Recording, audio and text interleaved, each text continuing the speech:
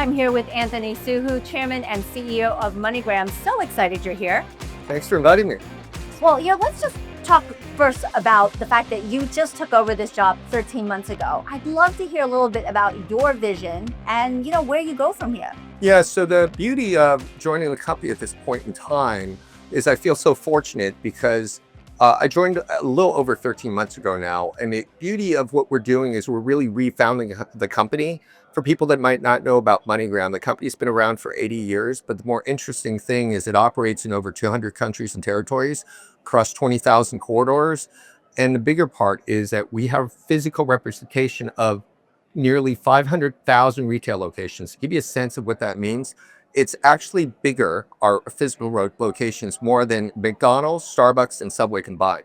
And so when you think about that reach and add 5 billion digital endpoints, we can affect a lot. What we've done is leveraging these assets, we've rethought what the company can become. And one of the things about where the world's going, especially right now with the digitalization of currency, the idea and emergence of AI as well as embedded finance, is they're all converging all together. And I think what that means for consumers is that MoneyGram can deliver better outcomes for them by having them save time, effort, money when they're thinking about the matter of money, either send, receive, store, or maybe in the future if they want to save.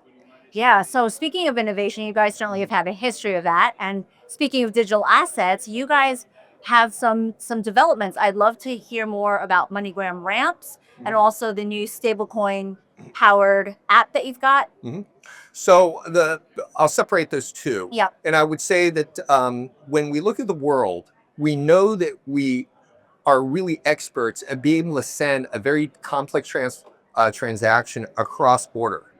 And on that, we do it really well. But what we believe is it's with stablecoin, it allows us to offer a different experience to our consumer. So besides sending the money, which we've served in terms of sender, on the receiver side, we're offering them now a digital wallet that they can store. And especially in economies where there's a lot of fluctuation in the currency, they actually can keep it in USDC and it's pegged to the US dollar, so that when they are ready to spend, then that's at that point they convert into cash.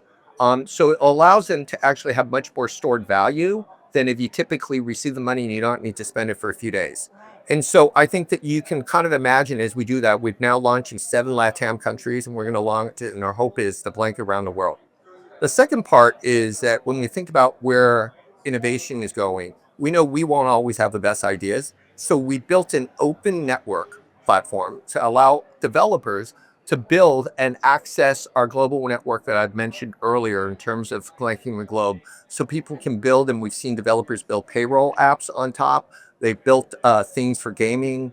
They've built things for gifting, all within the MoneyGram platform. And the great thing is they all know their customers better than we do, and they're developing these really individual, very focused vertical solutions. And we're excited about where that's going. We just launched Ramps really back in May, and we've already started seeing a lot of good traction. Oh, that's really cool. And also the stablecoin-powered app, that was launched in Colombia, correct? And you've also expanded? Yeah, and our goal is to actually expand across the globe over the next year. So we focus on LATAM really because it's a strong receivers market, and also there's a lot of currency volatility there, which affords us to be able to provide a really clear value proposition for the consumer. Well, you know what they say, if you want to go fast, you go alone. If you want to go far, you go together. So it seems like partnerships would be key for you. And I wonder what your approach is to those, fintech partnerships across the Middle East, since we're here at Abu Dhabi Finance Week. So I think our approach to partnerships is the same as kind of how we approach business or how we approach building products, which is we always start with who the customer is and what problem are we actually trying to solve. And then at that moment in time, we start thinking where the assets we have and where the assets our partners have and how we can combine it to make the service better for our customers.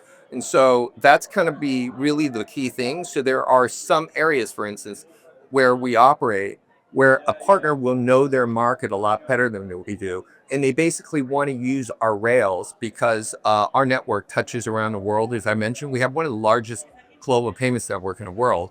And so we want to allow more use cases on it because in some respects, when we partner. We see ourselves much more like a platform than we do like a toll booth, if that makes sense.